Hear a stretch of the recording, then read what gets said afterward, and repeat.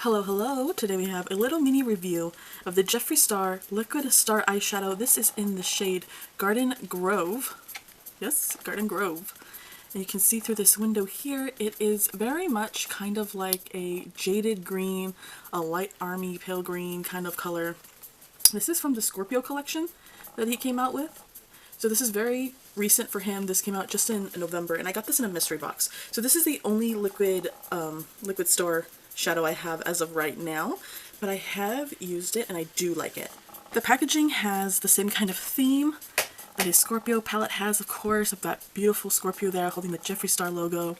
You have this see-through window here, and pretty much the design goes all the way around. I like how you can see the name on the side, but also on the top. So if we open this up, and it has a kind of a slight like hollow effect, so that's really cool.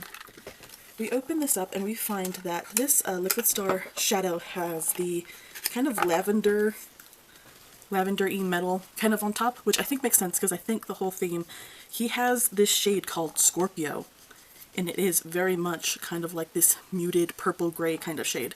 So that's what the top is.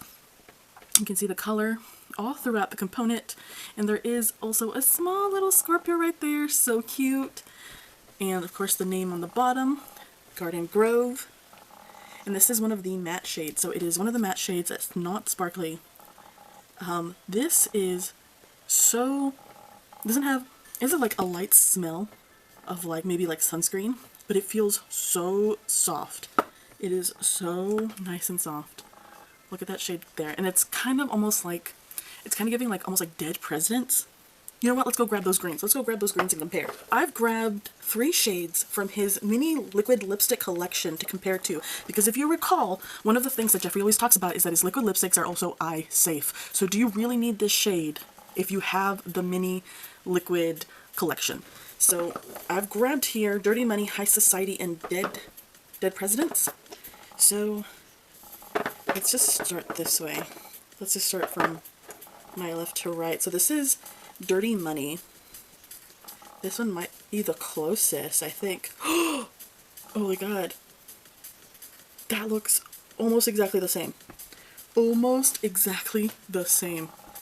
Whoa. Okay, that is a lot closer than I thought these shades were actually going to end up being. So I think you can see on the camera, you can definitely see in person, this is about 2 or 3 notches darker than this one.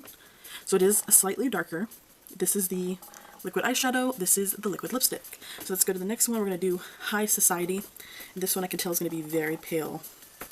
But just so we have all the shades together, which again, oh, I love a minty green. I love these jade colors. I think they are so pretty.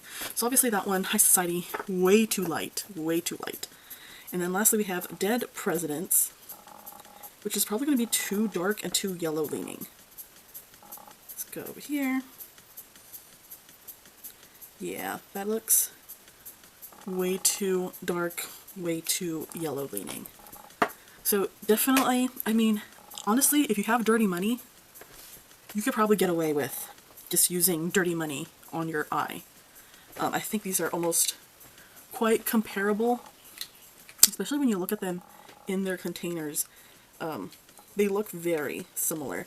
So I think that maybe this color is not exactly needed, but I mean this one is specifically for the eye, and these are for your lips. Now, let's talk about blendability, because, so this has been sitting there. It's still wet.